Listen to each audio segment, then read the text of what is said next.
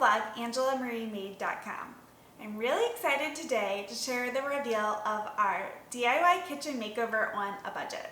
This kitchen makeover took Brandon and I many long weekends and nights to complete over several months.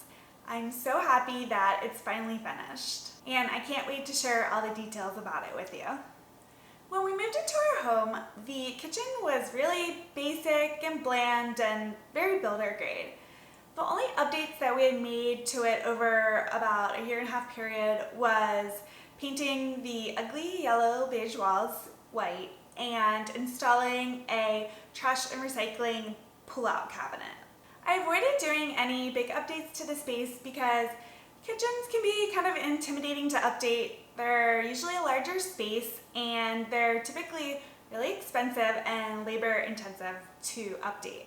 At the same time, kitchens are the heart of the home, and I really wanted to warm the space up and make it feel more like us. So I decided to stop waiting for a huge budget and dreamy everything and just use DIY and a $1,000 budget to make the most of updating the space. In order to stick to our 1K budget max, I knew I was going to have to keep our kitchen cabinets, counters, flooring, and appliances. Basically all of the major features of a kitchen, but I just knew that I had to make the best of what we had. To make the most of our budget, I focused on using budget-friendly DIY projects that really made a big impact in adding character and custom looks to the kitchen that you just can't get with a standard kitchen. For the style of this kitchen, I didn't have time to make a mood board like I normally would have. We have a baby now, so I just didn't have time. Instead, I just had a bunch of ideas floating around in my head and a bunch of random photos pinned to a Pinterest board. So I just tried to follow through with that vision. I think overall, I would say the style kind of turned out as classic mixed with some touches of modern farmhouse and cottage style. I don't know, what would you say this style is? Because I was working with laminate countertops and less expensive things like the cabinets and appliances, I did try to stick to a more classic style and color combination, which meant using a mix of fresh whites, warm grays, oil rubbed bronze metals, and several elements of natural wood. I stayed away from using color on any of the major kitchen features. Instead, I tried to incorporate color through the decor, like the vintage looking rug, as well as the other natural elements you'd find in the kitchen, like the fruit and greenery. Before we get started, I do want to mention that I have links to all of the project tutorials and videos that we used in this makeover, as well as all of the products that we used down below in the description box. Okay, let's get started with this kitchen makeover. The first project we did was remove our bulky upper cabinet to the left of our sink. It was awkward to open and it blocked off the natural light and flow of the space. We upcycled the upper cabinet that we removed. We turned it into a custom built-in cabinet with a wood countertop on top of it. To create the built-in, we basically just screwed it into the wall studs and we trimmed it out with a 1x4. We created the wood countertop using plywood and wood underneath and trimming it out with 1x2s. This built-in only cost us $20 to install. We had a lot of the wood on hand already that we used for it. We also primed and painted our electrical panel that's above the built-in so that it was the same color of the wall and blended better, because originally it was just a metal color. The custom built-in looks really nice along the side of our kitchen. Also, with the extra counter space, we're using it to hold our microwave and keep it out of the main view of the kitchen. DIY project number 2 was to install a subway tile backsplash. Before we actually added the subway tile, we did a mini project and covered our phone jack outlet on the wall with a drywall repair kit. We took on this big project of installing the backsplash, and it took up a big chunk of our budget. Originally, I had budgeted only $200 for this project because we already had the tools for installing tile from our first tile project that we ever did in our bathroom. So I thought that the inexpensive subway tile wouldn't cost much, but once we got started, we ended up needing more mortar and some other supplies that I didn't anticipate, and it ended up costing us an extra $100. Also, I originally planned on doing a dark grout to try to make our black laminate countertops look better. But last minute, we ended up going with a light gray grout because we were worried that the dark grout would show too many of the imperfections of our tiling job. Since this is only our second tile job, we played it safe with the lighter grout color. Although I do like how the light gray turned out, I kind of regret not going with the dark grout because I think it would have looked really good. Either way though, I love the custom character of the classic white subway tile. It totally elevated the look and feel of the kitchen. DIY project number 3 was to install DIY floating shelves where our upper cabinet used to be. We actually marked our stud and shelf placement on the wall before we tiled the wall. For the actual build of the shelves, I used a tutorial by Shanty to Chic that's really easy and great for making floating shelves. I will link it below. Although we ran into quite a few issues with the installation of our floating shelves because we had some missing studs, they were totally worth the hassle, and I love how they turned out. Not only do I love the look of the floating shelves with the warmth and openness that they provide, but functionality-wise, they've been great. We keep our bowls and plates on the lower shelves, which makes it really easy to grab them and unload them from the dishwasher. Plus, we use them daily, so we don't worry about them getting dusty. The fourth DIY project that we did was install DIY window trim around our kitchen window. For our window trim, we used the same method that I share in my DIY window trim tutorial video, which I will link below. It's a really inexpensive way to add a custom look to a window, and I absolutely love the classic character look that it provides. It's the first that you see when you walk in the room, and it provides that character and cottage feel that I was trying to add to the room. Plus, how cute is my little rose flower pot on our new windowsill? In addition to adding the window trim, we also added bamboo Roman shades as well to the window, and it adds that extra texture and warmth to the space. I will link down below in the description box where we bought our bamboo Roman shades from. They were only $50, so I thought that was a great deal for the look that they provide. DIY project number 5 was a board and batten kitchen island makeover. Our kitchen island had cabinets and drawers on both sides of it. It just looked really funny to me. Most of them actually didn't work. The whole concept just wasn't working, so we removed the drawers and doors and installed a board and batten molding instead.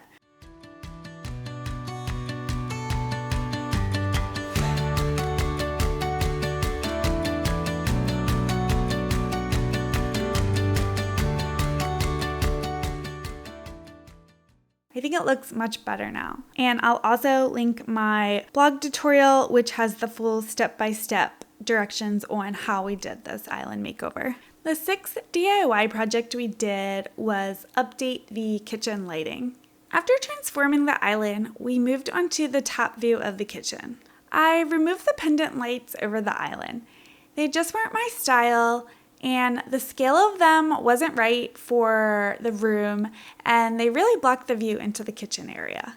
I replaced the pendants with recessed lights, which is what they were originally installed as, and it was such an easy and cheap project that made a big difference. Speaking of lighting, I really wanted to convert our recessed light over the sink into a cute pendant light, but it was one of the last projects on my list, and we ran out of money in the budget because I was going to have to buy a converter kit and a medallion in order to center the light over the sink. This would have put us over budget. I was super bummed. I even ordered some pendant light options, but I ended up returning them in order to stay on budget. DIY project number 7 was to remove the popcorn ceiling and paint the ceiling. This is the last popcorn ceiling project that we ever went to do. Popcorn ceiling is so messy, and I just don't understand why contractors install this awful stuff on the ceiling. To remove the popcorn ceiling, we first used painter's tape and taped plastic up everywhere, all over the walls and floor, making sure they were fully covered. We've done popcorn ceiling removal a few times now in our house, and it is so messy. So the better your prep job is, the easier your cleanup is in the end. After taping the plastic up, we used a weed sprayer and sprayed water on the ceiling in sections, and then scraped with a drywall taping knife into a bucket to catch most of it. This works really well with 2 people, so I would spray the ceiling in small sections, and then Brandon would come behind me and do the scraping. After scraping the popcorn ceiling, we removed all of the plastic and cleaned it all up and threw it out. After that, we added 2 coats of ceiling paint and then cleaned up all the dust from the kitchen floor. This was my least favorite project by far, but wow, it makes a huge difference in the look and feel of the room. It feels so fresh and clean and bright with the bright white painted ceiling. Our 8th DIY project was enclosing the space above the kitchen cabinets and adding crown molding. I'll link below the video tutorial for this kitchen cabinet enclosure.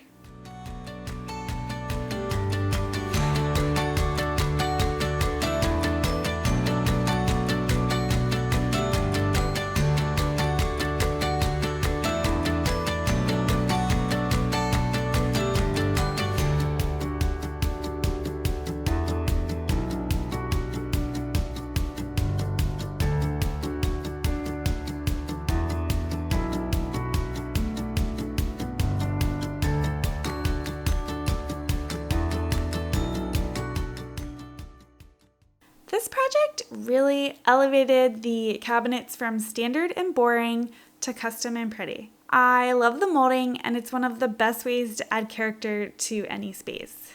I also love that our cabinets aren't collecting dust anymore above them. Project number 9 was a DIY range hood cover. We replaced our old range hood because it was really outdated and it was too big, and the buttons were not on the underneath side like we needed them to be. The key to this project was to build a sturdy frame for the cover and then frame it out with 1/4-inch plywood, lattice trim, and a stained 1x6 board. I will link below the video tutorial for how to build this DIY range hood cover.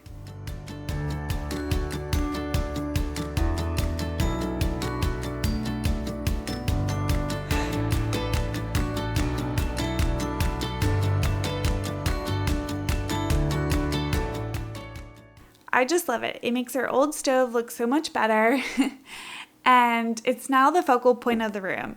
I think it's just gorgeous. It adds so much warmth, character, and style to our kitchen.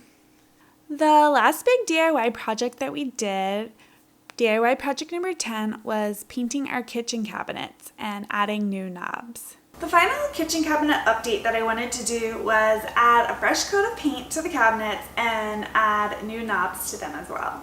Our kitchen cabinets are a really cheap laminate material, so I knew that adding a fresh coat of paint and new knobs would really give them a whole new look and change the feeling and look of our kitchen. I used 2 paint colors for our kitchen cabinets. I did White Dove by Benjamin Moore on the upper cabinets, and for the lower cabinets I did Mindful Gray by Sherwin-Williams. Both of them in a satin sheen and both in the advanced paint line. Always wanted to do a 2-tone paint color in a kitchen, and our current kitchen seemed like the perfect place to do it and provide a little bit of contrast with the different paint colors. The gray warms up the space while the white adds a fresh, clean look.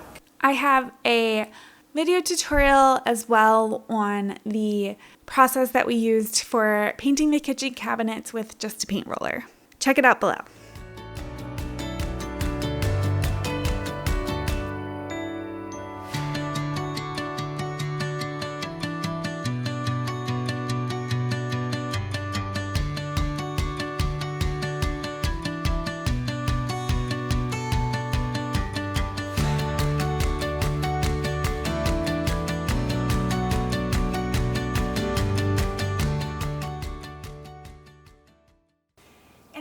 to painting our cabinets to update them, I wanted to replace the cabinet knobs as well. We started out with these really cheap looking brush nickel knobs that were outdated, and they're also really hard to open and grip. So I knew I wanted to replace them with something to contrast with the kitchen cabinet color. I wanted to do either an oil rub bronze or a matte black, and I thought that color would go well with our black countertops as well to enhance them and make them look better. So I wasn't sure if I wanted the matte black or the oil rub bronze, so I ended up ordering both colors. Here's the matte black knob and here's the oil rub bronze. The matte black is really sharp looking, but the oil rub bronze is a bit warmer and has some more metallic running through it. So I really like both of these, but I'm gonna compare them with the countertop to see what I like better. Looking at these knobs against our black countertops that I cannot stand, but we're keeping to save money, I am kind of liking the oil rubbed bronze over the matte black. I think the matte black just doesn't match the black in the countertops. I just don't think the hues match as well, and especially when I look at them in natural light. Replacing your cabinet knobs is a really easy and fast way to update a kitchen, and it adds a nice touch of metal, which is a good alternative finish to implement in your kitchen.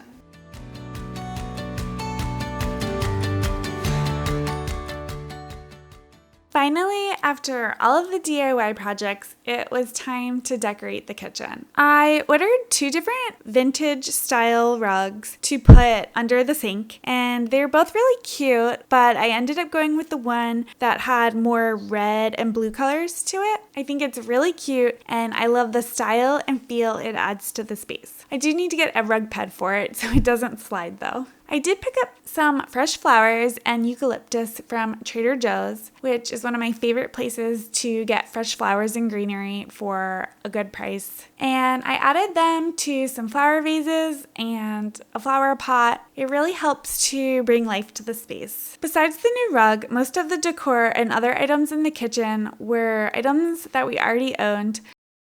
It's time for the final reveal.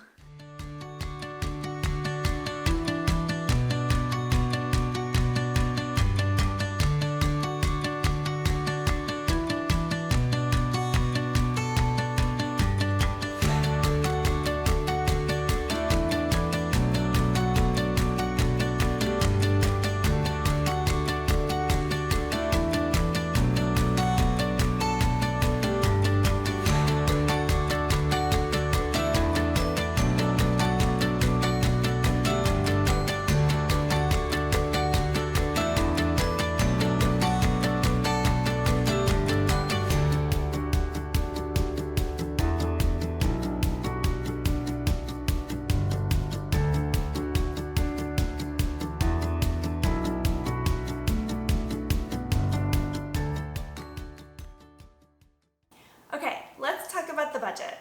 The total that we spent on this budget kitchen makeover was $963. I was really proud of us for sticking to budget because we have gone over budget on many of our prior room makeovers. It did mean that I had to forego some items that I wanted to do, like the pendant lighting over the sink as well as a new kitchen faucet. But in the end, I still think it turned out really awesome for less than $1,000. I enjoy walking into our kitchen every morning and drinking a cup of coffee while looking out the window with the sun shining through and just enjoying our updated kitchen that feels so much more warm and inviting now. Not only do I love the look of our updated kitchen, but it's way more functional now than it was before, and I'm so happy that we were able to utilize DIY to update it. If you enjoyed this video, please give it a thumbs up below or let me know in the comments.